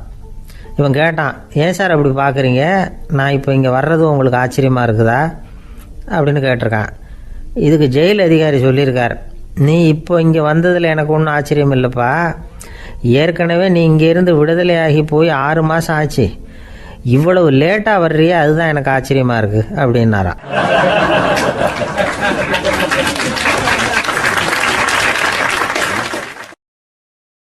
ஆஃபீஸை முடிஞ்சு வீட்டுக்கு போகிற சமயத்தில் ஒருத்தர் கடைக்கு போய் ஸ்வீட் வாங்கினார். சரி, வீட்டுக்கு பிள்ளைங்களுக்கு தான் வாங்கிட்டு போகிறார் அப்படின்னு மற்றவங்க நினச்சாங்க. அவர் அப்படி செய்யல. அந்த இடத்துலையே பொட்டலத்தை பிரித்தார். திருட மாதிரி அப்படியே சுற்றி ஒரு தரம் பார்த்துக்கிட்டார். யாரும் தெரிஞ்சவங்க இல்லைங்கிறத முடிவு பண்ணிவிட்டு அவசரமாக அதை அப்படியே போட்டு முழுகிவிட்டு கையை தொடச்சிக்கிட்டு நல்ல பிள்ளை மாதிரி நடந்து போக ஆரம்பிச்சிட்டார். அவர் யாருன்னா, அவரோட பிரச்சனை எல்லாருக்கும் தெரியாது, சில பேருக்கு தான் தெரியும். அதாவது அவர் உடம்பில் சர்க்கரை இருக்குதுன்னு டாக்டர் சொல்லிவிட்டாராம். அதனால் வீட்டில் சர்க்கரையே இவர் கண்ணில் காட்டுறதில்ல. அதனால் இவர் யார் கண்ணிலையும் படாமல் இப்படிப்பட்ட வேலைகள்லாம் செய்கிறது வழக்கம். யாருக்கும் தெரியாமல் இப்படி ஸ்வீட்டை வாங்கி சாப்பிட்டுட்டு அவர் பாட்டுக்கு போயிடுறது. இப்படிப்பட்டவங்களுக்கெல்லாம் கொஞ்சம் ஆறுதலான தகவல் இன்றைக்கி. அது என்னென்னா, நாம் சாப்பிட்ற சர்க்கரைக்கும் நம்ம உடம்பில் உள்ள சில கோளாறுகளுக்கும் அப்படி என்ன தான் சம்மந்தம் இருக்குது. இதை பற்றி சமீபத்தில் சில ஆராய்ச்சிகள்லாம் நடந்திருக்குது. ஏன்னா சர்க்கரைன்னாவே விஷம் மாதிரி அதை பார்க்குறவங்களும் சில பேர் உண்டு. சின்ன பிள்ளைங்களுக்கு வயத்தில் பூச்சி உண்டாகிறதுலேருந்து பெரியவங்களுக்கு நீரிழிவு வர்ற வரைக்கும் எல்லாத்துக்கும் சர்க்கரை தான் காரணம்னு சொல்லிகிட்டு இருக்கிறோம். ஆனால் அந்த அளவுக்கு பயப்பட வேண்டிய அவசியம் இல்லை அப்படின்னு சொல்கிறாங்க. சர்க்கரை வியாதி, இருதய நோய், பித்த நீர் பை நோய், இதெல்லாம் வந்து சில நோய்கள்லாம் நாம் சாப்பிட்ற சர்க்கரைக்கும் தொடர்பு இருக்குன்னு நினைக்கிறோம். ஆனால் அப்படி சம்பந்தம் உண்டுங்கிறதுக்கு போதுமான அளவுக்கு ஆதாரம் இல்லை அப்படிங்கிறாங்க ஆராய்ச்சியாளர்கள். ஒரே ஒரு சம்பந்தம் தான் உறுதியாக இருக்குதான். அதுவும் இந்த பல் சிதைவு அப்படின்னு இருக்கு இல்லையா, அந்த சர்க்கரை சாப்பிட்றதுக்கும் இந்த பல் சிதைவுக்கும் சம்பந்தம் இருக்குது அப்படிங்கிறத மட்டும் உறுதியாக சொல்கிறாங்க. சர்க்கரைன்னா நாம் சாப்பிட்ற ஜீனி மட்டும் இல்லை, பழம், காய்கறி, பால், தேன், இப்படி எல்லாத்துலேயும் அது இருக்குது. கேரட்டு கொடுக்குற சத்தில் 88% சர்க்கரை, ஆப்பிள் கொடுக்குற சக்தியில் 95% சர்க்கரை. இது ஜீனி சர்க்கரை, இது ஆப்பிள் சர்க்கரை அப்படிங்கிற வித்தியாசம்லாம் உடம்புக்கு கிடையாது. ரெண்டுமே உடனடியாக வந்து சக்தி கொடுக்குது. ஒரு ஸ்பூன் சர்க்கரையில் வந்து 16 கலோரி தான் சத்து இருக்குது. அதிகமாக சர்க்கரை சாப்பிட்டா நீரிழிவு வந்துருங்கிறது தப்பான ஒரு அபிப்பிராயம். டயபெட்டிஸுங்கிறது ஒரு மெட்டபாலிக் டிசார்டர், அவ்வளவுதான். அதாவது நாம் சாப்பிட்ற சர்க்கரையை நம்ம உடம்பு திறமையாக உபயோகப்படுத்திக்க முடியல அப்படின்னு அர்த்தம். அதனால தான் அதிகமாக இனிப்பு வேணாம்னு சொல்கிறோம். ஏற்கனவே உடம்பால் முடியாத ஒன்றை மறுபடியும் அது தலையில் சுமத்தி அதிகமாக வேலை வாங்க வேணாமே அப்படிங்கிறதுக்காக தான். ஆகாரத்தில் அதிகமாக சர்க்கரை இருந்தால் அதனால் உடனே சர்க்கரை வியாதி வந்துடும்ங்கிறதுக்கு விஞ்ஞான ரீதியாக போதுமான ஆதாரம் இல்லை. அதனால் எப்போவாவது அதிகமாக ஸ்வீட்டு சாப்பிட்டுட்டா ஐயோ அதிகமாக சாப்பிட்டோமோ என்ன பண்ண போகுது தெரியலையே அப்படின்னு நினச்சி மனசை போட்டு குழப்பிக்க வேண்டியதில்லை. பொதுவாக எதுவுமே அதிகமாக வேண்டாம், எல்லாம் சீராக இருந்தால் போதும். நீரிழிவுங்கிறது புதுசாக வந்துட்ட ஒரு நோய் இல்லை, ரொம்ப காலமாகவே இருக்கிற ஒன்று தான். நம்ம முன்னோர்கள் இதை மதுமேகம் அப்படின்னு சொல்லுவாங்க. அதை கட்டுப்படுத்துறதுக்கு அவங்களே சில வழிமுறையை சொல்லி வச்சுருக்கிறாங்க. அது என்னென்னா வேறு ஒன்றும் இல்லை, இந்த பாவக்காய், முள்ளங்கி, அருகம்புல், அவ்வளவுதான். வெள்ளை முள்ளங்கி இருக்குல்ல, அதை வாரத்துக்கு 3 நாள் சாப்பிட்டுக்கிட்டு வாங்க. நூலுக்கோல் ரொம்ப நல்லது. இல்லைன்னா முள்ளங்கி சாறு 1 ounce சாப்பிட்டுட்டு வரலாம். ரத்தத்தில் சேர்கிற சர்க்கரை அளவை இதெல்லாம் கட்டுப்படுத்துது. சிறுநீரில் காணப்படுகிற சர்க்கரை அளவையும் சமநிலைப்படுத்துது. தினமும் ஆகாரத்தில் கோதுமை, கேழ்வரகு, வெந்தயம், கருவேப்பிலை, சோயாபீன்ஸ் எது கிடைக்குதோ சேர்த்துக்கலாம். இப்படிலாம் செஞ்சுக்கிட்டு வந்தால் அப்புறம் வீட்டுக்கு தெரியாமல் கடையில் போய் நின்றுக்கிட்டு ஸ்வீட் வாங்கி திருட்டுத்தனமாக சாப்பிட வேண்டிய அவசியமே உங்களுக்கு வராது. 2 ஆசாமிகள் கடற்கரையில் உட்காந்து சாவகாசமாக பேசிக்கிட்டு இருந்தாங்களாம். ஒருத்தர் சொன்னார், இன்னொருத்தருக்கு தெரியாமல் ஸ்வீட்டு சாப்பிட்றதே எப்பவும் வந்து இடைஞ்சல் தான் சார். நேற்றுக்கு பாருங்கள் அப்படி தான் சாப்பிட்டுக்கிட்டு இருந்தேன், வீட்டுக்காரி கண்ணில் போட்டுவிட்டுது, அதுக்கப்புறம் ஒரே ரகலையாக போச்சு அப்படின்னாராம். எனக்கு கூட அப்படி தான் சார் ஆகிட்டுது, ஒரே ரகலை அப்படின்னாராம் இன்னொருத்தர். நீங்கள் சாப்பிட்டதும் உங்கள் வீட்டுக்காரங்க கண்ணில் போட்டுவிட்டுதா சார் அப்படின்னு கேட்டிருக்காரு இவர். அதுக்கு அவர் சொன்னாராம், அப்படி இல்லை சார், கடைக்காரர் கண்ணில் போட்டுவிட்டுதோ, நான் அவருக்கு தெரியாமல் அந்த ஸ்வீட்டை அவர் கடையிலேருந்து எடுத்திருந்தேன் அப்படின்னு விளக்கம் கொடுத்தாராம் இந்த ஆள்.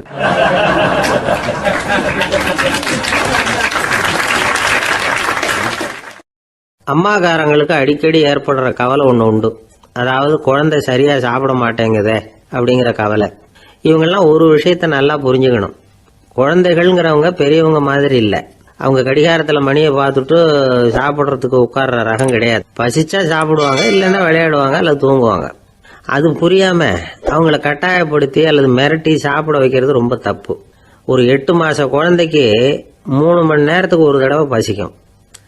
அந்த நேரம் பார்த்து சாப்பாடு கொடுத்தா அடம் பண்ணாமல் அது பாட்டுக்கு சாப்பிட்றோம். அதே குழந்தைக்கு 1 வயசு ஆகிறப்போ 4 மணி நேரத்துக்கு ஒரு தடவை பசிக்கும். இந்த வயசில் இயற்கையாகவே வந்து பசி வந்து குறைஞ்சிருக்கும். அது புரியாமல் என் குழந்தை முன்னாடி மாதிரி இப்போ சரியாக சாப்பிட மாட்டேங்கிறான் அப்படின்னு சில பேர் டாக்டர்கிட்ட போய் சொல்லிக்கிட்டு இருப்பாங்க. இன்னொரு விஷயம், ஒரு குழந்தைக்கு வயசு அதிகமாகிற வேகத்துக்கு உடம்பு எடையும் அதிகமாகிக்கிட்டே போகாது. உடம்பு எடை வந்து அதிகமாகிற வேகம் குறைஞ்சிக்கிட்டே வரும். 6 மாத குழந்தைக்கு ஒரு வாரத்தில் 150 கிராம் எடை கூடும். ஒரு வயசில் வாரத்துக்கு 71 கிராம் எடை கூடும். இது புரியாமல் அதிகமாக சாப்பாட்டை கொடுத்து குழந்தைய கஷ்டப்படுத்தக்கூடாது. ஏன்னா அளவுக்கு மீறின உணவு வந்து அஜீரணத்தை வந்து உண்டு பண்ணிவிடும். குழந்தைக்கு ஒரு தட்டில் கொஞ்சமாக ஆகாரத்தை வச்சு கொண்டுகிட்டு போய் கொடுக்கணும். மலை மாதிரி குவிச்சு வச்சா அதை பார்த்ததுமே பசி அடங்கி போயிடும். அடித்து மிரட்டி பயமுறுத்தி குழந்தைய சாப்பிட வைக்கிற பழக்கம் இருக்குது பாருங்கள், அதுக்கு வந்து ஃபுட் ஃபோர்ஸிங் அப்படின்னு பேர். இப்படி பண்ணினா குழந்தைக்கு சாப்பாட்டில் விருப்பம் குறைஞ்சிரும், அதை கண்டாவே வெறுக்க ஆரம்பிச்சிடும். அது மாதிரி உளம் சார்ந்த பசி குறைவு, சைக்கோஜெனிக் அனோரெக்சியா, அது ஏற்படுமா. சாப்பாடுங்கிறதே ஒரு தண்டனை மாதிரி தோணும். குழந்தைகளுக்கு பிடிச்ச மாதிரியான ஆகாரத்தை கொடுக்கணும். சத்து அதிகம் இருக்குங்கிறதுக்காக அதுக்கு பிடிக்காத ஆகாரத்தை கொடுத்து கட்டாயப்படுத்தக்கூடாது. குழந்தைகளுக்கு 2 வயசு ஆகிறப்போ இயற்கையாகவே எதிர்மறை குணம் உண்டாகும். அதாவது அந்த எதிர்மறையாக பேசுறது, இது மாதிரி சமயங்களில் நாம் என்ன சொல்கிறோமோ அதுக்கு நேர்மாறாக நடந்துக்கும். ஏட்டிக்கு போட்டி, சாப்பிட சொன்னால் விளையாட போகும், விளையாட சொன்னால் சாப்பாடு கேட்கும். இதை புரிஞ்சுக்கிட்டு நடந்துக்கணும். குழந்தை சொன்ன பேச்சை கேட்கலேன்னு கோவப்படக்கூடாது. குழந்தை வளர வளர பிடிவாத குணம் வர்றது சகஜம். கேட்டதை வாங்கி கொடுத்தாதான் சாப்பிடுவேன் அப்படின்னு பிடிவாதம் பண்ணும். வாங்கி கொடுத்து விடுறது தான் உத்தமம். நீங்களும் அதுகிட்ட பிடிவாதம் பண்ணிட்டு இருக்கக்கூடாது. ஏன்னா கேட்டது கிடைக்கலையேங்கிற ஏமாற்றம் கூட குழந்தையோட பசியை குறைச்சிரும். கேட்டது கிடைச்சிட்டா பசி அதிகமாகும், கொடுத்ததை மளமளன்னு சாப்பிட்றோம். குழந்தைகளுக்கு கண்ட நேரத்தில் சாப்பிட்றதுக்கு எதையாவது வாங்கி கொடுத்துக்கிட்டு இருந்தா சாப்பாட்டு நேரத்தில் சாப்பிடாம அடம் பண்ண ஆரம்பிச்சிடும். பள்ளிக்கூடம் போகிற பிள்ளைங்க காலை உணவை சரியாக சாப்பிட மாட்டாங்க. அச்சம், அவசரம், பரபரப்பு இதெல்லாம் தான் காரணம். பள்ளிக்கு புறப்படுறதுக்கு ஒரு 3/4 மணி நேரத்துக்கு முன்னாடியே சாப்பாடு போட்டுருங்க, அது சரியாக போடும். படிக்கிற குழந்தைகள் உடல் சோர்வு, மனச்சோர்வு இது காரணமாக கூட சாப்பிட மறுக்கிறது உண்டு. இப்போ உதாரணமாக சாயந்தரம் விளையாடி விட்டு வீட்டுக்கு வந்ததும் சாப்பிட சொன்னால் வேணாம்பாங்க. இது உடல் சோர்வு. ரொம்ப நேரம் வீட்டு பாடங்களை செஞ்சு முடித்த கையோடு சாப்பிட சொன்னாலும் அவங்களால சரியாக சாப்பிட முடியாது. இது உளச்சோர்வு, அதாவது மனச்சோர்வு. இதை தவிர குழந்தைகளுக்கு உடல் நலக்குறைவு ஏற்பட்டால் கூட சாப்பிட மறுக்கிறது உண்டு. சில மருந்து மாத்திரைகள் கூட பசியை குறைச்சிரும். அதனால் சரியாக தெரிஞ்சுக்கிட்டு குழந்தைகளை சாப்பிட வைக்கணும். அது புரியாமல் கையில் சாப்பாட்டு தட்டை வச்சுக்கிட்டு குழந்தைகளை விரட்டிக்கிட்டு அலையக்கூடாது. ஒரு சின்ன பையன் சொன்னான், எங்கள் அம்மா சாப்பாடு போடுறது தெரிஞ்சா நான் உடனே வீட்டை விட்டு வெளியில் ஓடி போடுவேன் அப்படின்னா. ஏன் அப்படி பண்ணுறேன்னு கேட்டோம். எங்கள் அப்பா கூட அது மாதிரி தான் சார் பண்ணுவார் அப்படிங்கிறான்.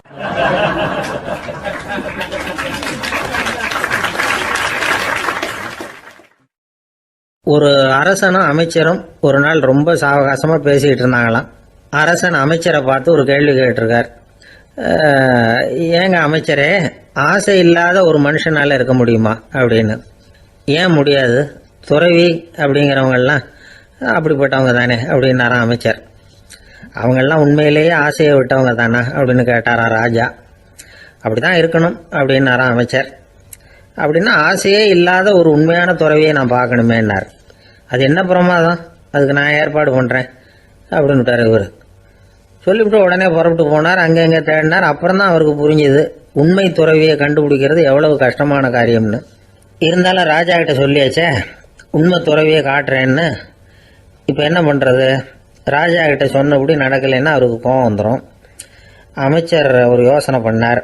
அவருக்கு ஒரு வழி தெரிஞ்சுது. அதுதான் சரின்னு முடிவு பண்ணார். அதாவது அந்த ஊரில் அவருக்கு தெரிஞ்ச நாடக நடிகர் ஒருத்தர் இருக்கிறார், நல்லா நடிப்பார். அவரை போய் பார்த்தார். இதை பாருப்பா, எனக்காக நீ ஒரு காரியம் செய்யணும்னார். என்னன்னு கேட்டார் அவர். நீ ஒரு துறவி மாதிரி கொஞ்ச நேரத்துக்கு நடிக்கணும். ராஜா உன்னை பார்த்துட்டு போகிற வரைக்கும் நடி, அது போதும்.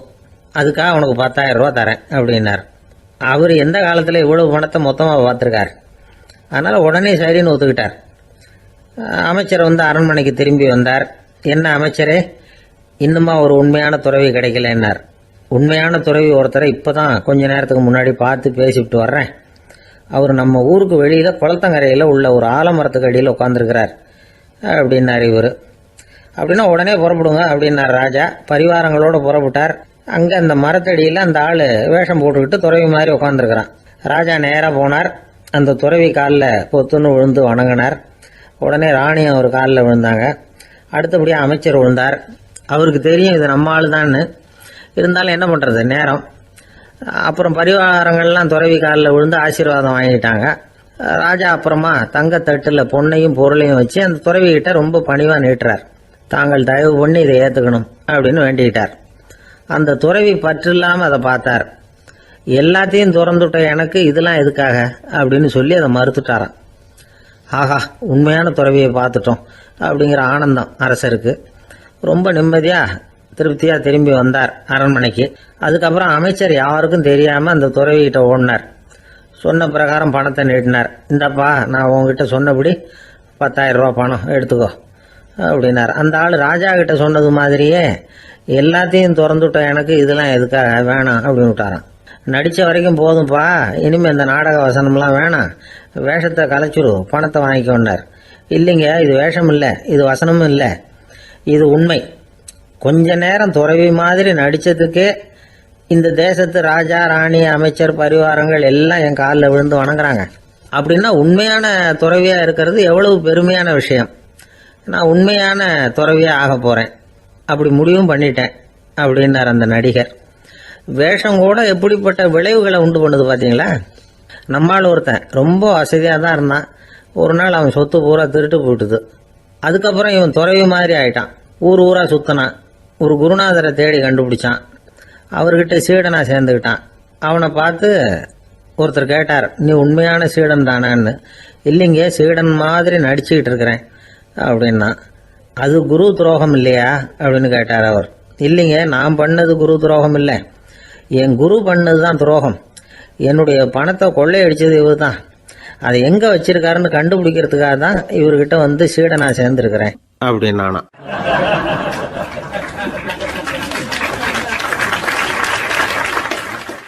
ஒருத்தர் ரொம்ப அவசரமாக வந்தார். சார், மனுஷன் நிம்மதியாக இருக்கிறதுக்கு என்ன வழின்னு கேட்டார். சீக்கிரமாக ஒரு கல்யாணத்தை பண்ணீங்க, எல்லாம் சரியாக போடும் அப்படின்னோம். அவர் ஒரு மாதிரியாக பார்த்தார். ஏற்கனவே எனக்கு கல்யாணம் ஆயிட்டுது சார், அதனால தானே நிம்மதியாக இருக்கிறதுக்கு வழி கேட்குறேன் அப்படின்னார். சரி, இவர் ஒரு மாதிரியான கேஸ் அப்படின்னு நினச்சிக்கிட்டு நம்மகிட்ட இருந்த ஒரு சின்ன புத்தகத்தை அவர்கிட்ட தூக்கி கொடுத்தோம். இதை படித்து பாருங்கன்னு. கல்யாணத்துக்கு பிறகும் சந்தோஷமா இருக்கிறதுக்கு என்ன வழி அப்படிங்கிற கேள்விக்கு அந்த புத்தகத்தில் விளக்கம் இருந்தது. கணவன் மனைவிக்குள்ள சிக்கல் வராமல் இருக்கிறதுக்கு அதில் சில வழிகளை சொல்லி கொடுத்துருக்குறாங்க. அதெல்லாம் என்னென்ன அப்படிங்கிறத இப்போ பார்க்கலாமா. குடும்பம்னு இருந்தால் கோபம் வரதான் செய்யும், அது வந்துட்டு போகட்டும் பரவாயில்ல. ஆனால் அந்த கோபம் ஒரே நேரத்தில் 2 பேருக்கும் வந்துடாமல் பார்த்துக்கணும். ஒரு சமயத்தில் யாராவது ஒருத்தர் தான் கோபப்படணும், அடுத்தவங்க அமைதியாக இருக்கணும்.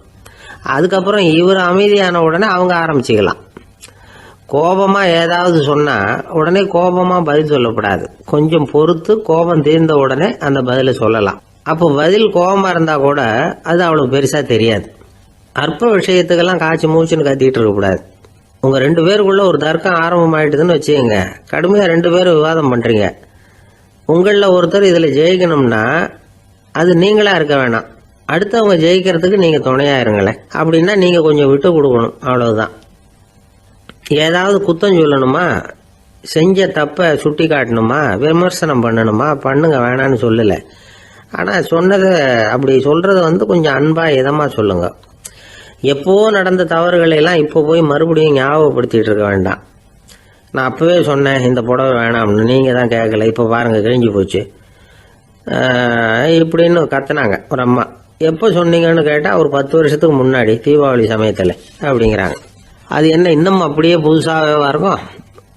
உங்களுக்கு அவர் தான் பெருசு, அவருக்கு நீங்கள் தான் பெருசு, அதை விட இந்த உலகத்தில் வேற எதுவும் முக்கியம் இல்லைன்னு நினைக்கணும்.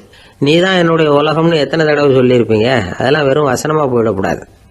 ஏதாவது ஒரு பிரச்சனையை பற்றி கடுமையாக விவாதம் பண்ணிக்கிட்டு இருக்கீங்க, அதை அப்படியே பாதியில் விட்டுட்டு படுக்கைக்கு போயிடக்கூடாது. சொச்சத்தை நாளைக்கு பேசிக்கலாம்னு. அப்படி போனால் தூக்கம் வராது.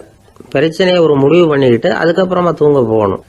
ஒரு நாளில் ஒரு தடவையாவது உங்கள் ஜோடியை பாராட்டி நல்ல விதமாக கனிவாக ஒரு வார்த்தை சொல்லணும் அப்படின்னு தீர்மானம் பண்ணீங்க. ஏதாவது தப்பு பண்ணிவிட்டீங்கன்னா பரவாயில்ல, அதை ஒத்துக்கிறதுக்கும் மன்னிப்பு கேட்கறதுக்கும் தயாராக இருக்கணும். அது ஒன்றும் கேவலம் கிடையாது. வீட்டுக்குள்ளே தானே கேட்க போகிறீங்க, வெளியில் யாருக்கு தெரிய போதும்? எப்படியோ உங்களுக்குள்ள ஒரு சமரசம் ஆனால் சரிதான். ஒரு தகராறுன்னு எடுத்துக்கிட்டா குறைஞ்சபட்சம் அதுக்கு 2 பேர் தேவை. தனியாகவே உட்காந்துக்கிட்டு நான் இப்போ தகராறு பண்ணிகிட்டு இருக்கிறேன் அப்படின்னு யாரும் சொல்ல முடியாது. 2 பேர் தகராறு பண்ணுறாங்கன்னா பொதுவாக அந்த 2